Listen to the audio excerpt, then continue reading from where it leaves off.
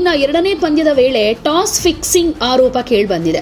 ಈ ಗಂಭೀರ ಆರೋಪ ಮಾಡಿರೋದು ಇನ್ಯಾರೂ ಅಲ್ಲ, IPL ಅಭಿಮಾನಿಗಳೇ. ಮುಂಬೈನ ವಾಂಖೆಡೆ ಸ್ಟೇಡಿಯಂನಲ್ಲಿ ನಡೆದ ಕೋಲ್ಕತಾ ನೈಟ್ ರೈಡರ್ಸ್ ಹಾಗೆ ಮುಂಬೈ ಇಂಡಿಯನ್ಸ್ ನಡುವಿನ ಪಂದ್ಯದ ಸಂದರ್ಭದಲ್ಲಿ ಕ್ಯಾಮೆರಾದಲ್ಲಿ ಟಾಸ್ ಕಾಯಿನ್ ತೋರಿಸದೇ ಇರೋದೇ ಈ ಆರೋಪಕ್ಕೆ ಕಾರಣ ಆಗಿರೋದು.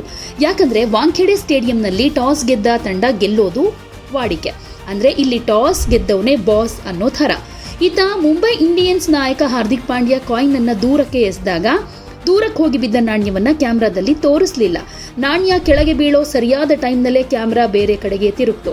ಟಾಸ್ ಗೆದ್ದವರು ಯಾರು ಅನ್ನೋದು ಸ್ಪಷ್ಟವಾಗಿ ಕಾಣಿಸೋದಕ್ಕೂ ಮೊದಲೇ ರೆಫರಿ ಮುಂಬೈ ಇಂಡಿಯನ್ಸ್ ಟಾಸ್ ಗೆದ್ದಿದೆ ಅಂತ ಅನೌನ್ಸ್ ಮಾಡಿಬಿಟ್ರು. ಇದರ ಬೆನ್ನಲ್ಲೇ ಸಾಮಾಜಿಕ ಜಾಲತಾಣಗಳಲ್ಲಿ ಮುಂಬೈ ಇಂಡಿಯನ್ಸ್ ವಿರುದ್ಧ ಟಾಸ್ ಫಿಕ್ಸಿಂಗ್ ಆರೋಪ ಕೇಳಿಬರ್ತಾ ಇದೆ. ಇದಕ್ಕೂ ಮುಂಚೆ ಮುಂಬೈ ಇಂಡಿಯನ್ಸ್ ವಿರುದ್ಧ ಇಂಥದ್ದೇ ಆರೋಪ ಕೇಳಿಬಂದಿತ್ತು. 2024ರ IPL ನಲ್ಲಿ RCB ವಿರುದ್ಧದ ಪಂದ್ಯದ ವೇಳೆ ಮುಂಬೈ ಇಂಡಿಯನ್ಸ್ ತಂಡದ ನಾಯಕ ಹಾರ್ದಿಕ್ ಪಾಂಡ್ಯ ಟಾಸ್ ಹಾಕಿದಾಗ ಕಾಯಿನ್ ಸ್ವಲ್ಪ ದೂರದಲ್ಲಿ ಬಿದ್ದಿತ್ತು. ನಾಣ್ಯವನ್ನ ನೋಡಿ match referee Mumbai Indians toss ಗೆದ್ದಿದೆ ಅಂತ ಹೇಳಿದ್ರು.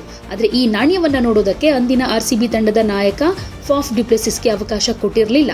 ಇದಾದ ಮೇಲೆ ಸನ್ರೈಸರ್ಸ್ ಹೈದರಾಬಾದ್ ವಿರುದ್ಧದ ನೆಕ್ಸ್ಟ್ ಪಂದ್ಯದಲ್ಲೂ ಕೂಡ ಫಾಫ್ ಡ್ಯುಪ್ಲೆಸಿಸ್ ಅವರು SRH ತಂಡದ ನಾಯಕ ಪ್ಯಾಟ್ ಕಮಿನ್ಸ್ ಅವರಿಗೆ ಸನ್ನೆಗಳ ಮೂಲಕ ಟಾಸ್ ಘಟನೆಯನ್ನ ವಿವರಿಸ್ತಾ ಇರೋದು ಕ್ಯಾಮೆರಾದಲ್ಲಿ ಸೆರೆಯಾಗಿತ್ತು.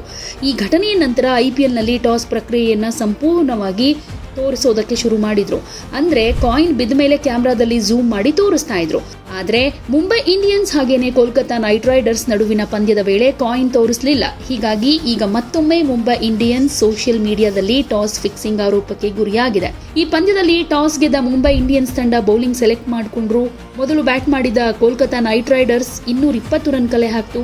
ಈ ಗುರಿಯನ್ನ ಮುಂಬೈ ಇಂಡಿಯನ್ಸ್ ಕೇವಲ 19.1 ಓವರ್ಗಳಲ್ಲೇ ಚೇಸ್ ಮಾಡಿ 6 ವಿಕೆಟ್ಗಳ ಭರ್ಜರಿ ಜಯ ಗಳಿಸಿತು. ಯಾವುದೇ ಸುದ್ದಿಯ ಅಪ್ಡೇಟ್ ಅನ್ನ ಮಿಸ್ ಮಾಡ್ಕೊಳ್ಬಾರ್ದು ಅಂದ್ರೆ ಈಗ್ಲೇ ಒನ್ ಇಂಡಿಯಾವನ್ನ ಸಬ್ಸ್ಕ್ರೈಬ್ ಮಾಡಿ. ನಿಮಗೆ ಬೇಕಾದ ಭಾಷೆಯಲ್ಲಿ ಎಲ್ಲಾ ಸುದ್ದಿ ತಿಳಿಬೇಕು ಅಂದ್ರೆ ಒನ್ ಇಂಡಿಯಾ ಆಪ್ ಅನ್ನ ಡೌನ್ಲೋಡ್ ಮಾಡ್ಕೊಳ್ಳಿ.